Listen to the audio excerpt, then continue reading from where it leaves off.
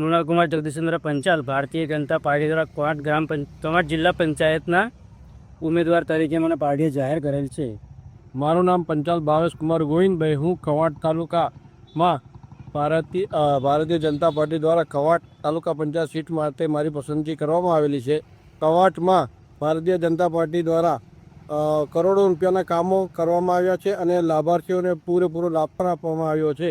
તેથી અમે ભારતીય જનતા પાર્ટીના ઉમેદવાર તરીકે જંગી બહુમત સાથે જીતીશું એવી અમને અપેક્ષા છે।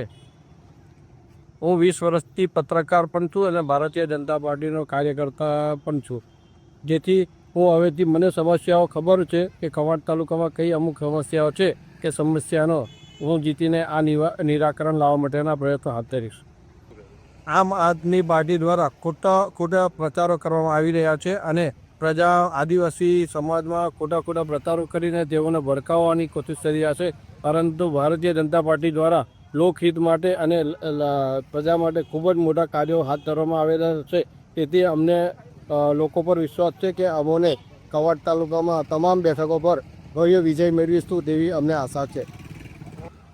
હાલમાં પરિવર્તનનો એક માહોલ દેખાઈ રહ્યો છે અને લોકો અનુભવી પણ રહ્યા છે। જે રીતના પાછલી સરકારોએ અને હાલની સરકારોએ જે પ્રજાહિતમાં કામ કરવા જોઈએ એ કામો પ્રજાને યોગ્ય લાગ્યા નથી, એટલા માટે હાલ પરિવર્તનનો માહોલ જોવા મળી રહ્યો છે। ખાસ કરીને અમારા તાલુકામાં શિક્ષણ ખાડે ગયેલું છે। કવાંટ તાલુકામાં 53 જેટલી તો શાળાઓ જ નથી પ્રાથમિક, અને 250 થી 300 જેટલા એક જ શિક્ષક એક શાળામાં છે। એક શિક્ષક વિજ્ઞાન ભણાવે, અંગ્રેજી ભણાવે, ગુજરાતી ભણાવે, ગણિત ભણાવે, કઈ રીતના શિક્ષણ બાળક મેળવી શકે। તદુપરાંત 15 કિલોમીટરમાં અહીંયા આગળ કવાંટ તાલુકામાં નર્મદા જાય છે, એને પાણી અહીંથી કાઠિયાવાડ સુધી આ ડેમો, તળાવો અને કચ્છ સુધી પાણી લઈ ગયા, પરંતુ એની નજીક કિનારા પર રહેતી પ્રજાને આ નર્મદાનું પાણી મળતું નથી, એટલે પ્રજા નારાજ છે। હાલ પત્રકારમાંથી મારું એવું કહેવું છે કે આપણે પત્રકાર, હું લગભગ આઈ થિંક 19-20 વર્ષથી પત્રકારમાં છું જ, અને દર વર્ષે કંઈક ને કંઈક અનુભવો થતા રહ્યા।